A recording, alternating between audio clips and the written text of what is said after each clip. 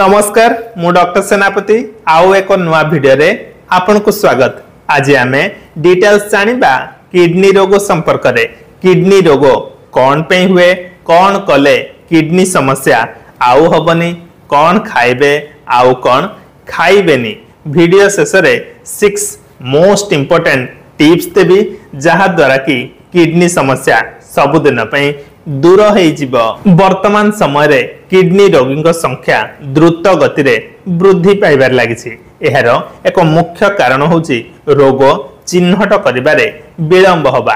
कहीं ना initial stage रे स्टार्टिंग रु जो सबु लक्षण प्रकाश पाए से सबु एतेटा किडनी स्पेसिफिक नुह। लेट स्टेज रे जना पड़े जेतेबेले ट्रीटमेंटा डिफिकल्ट होई पड़े। केवल डायलिसिस किंबा रिनाल ट्रांसप्लांट ही ऑप्शन थाए। तेणु आमको आगुआ ही सतर्क रहिबाकू हबो। Prevention is better than cure. Kidney रोगर कारण जानिबा पूर्वरु प्रथमे आमे शॉर्टली जानि नबा आम शरीर रे किडनी कौन सब काम करि थाए। प्रथमतः मु कहि रखिबी प्रत्येक मनुष्य उभय पुरुष एवं महिला शरीर अंटार ऊपर पार्श्व रे बैक साइड रे दुईटी किडनी रही थाए। किडनी आम शरीर रे एक फिल्टर सदृश काम करे।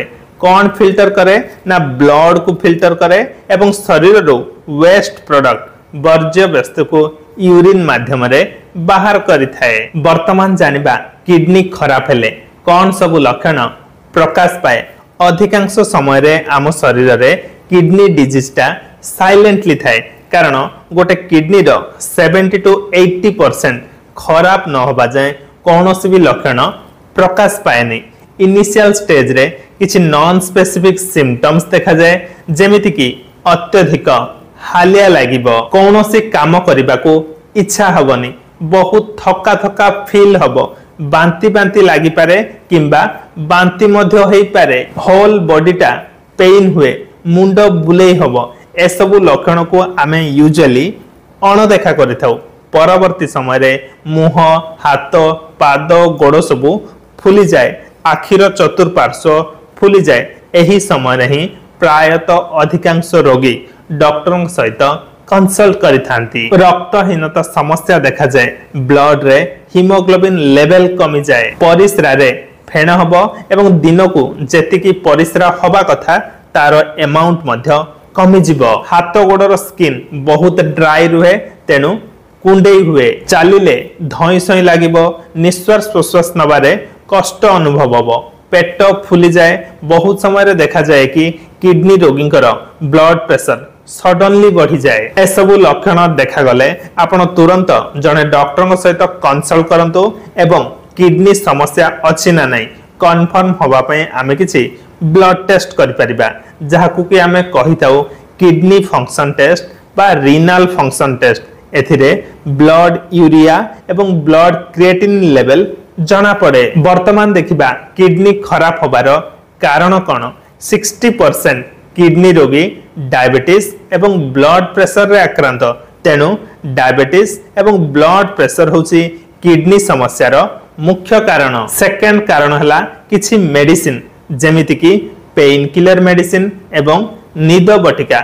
बहुत समय रे देखा जाए कि लोक माने डॉक्टर सहित कंसल्ट न करी पेन किलर एवं स्लीपिंग पिल खांती, जहा कि किडनी डैमेज होबार आउ एक कारण। Number 3 smoking. स्मोकिंग करबा द्वारा कौन हुए ना ब्लड भेसल सबु सरू हो जाए, जहा द्वारा कि किडनी को जेतिकी अमाउंट रो ब्लड पहुंचबा कथा सेतिकी अमाउंट रो ब्लड पहुंची पारे नहीं एवं किडनी डैमेज हुए। फोर्थ कारण हला किडनी स्टोन। किडनी स्टोन जदि यूरिन रो रास्ता को अवरोध करुची, किडनी उपरे बैकवर्ड प्रेशर पड़े, जहा द्वारा कि किडनी समस्या देखा जाए। आउ किछि किडनी रोग वंशगत होय थाए, जेउ मानकर यूरिन इन्फेक्शन मध्य बारंबार होची, से मानकर किडनी डैमेज होबार आशंका बहुत अधिक।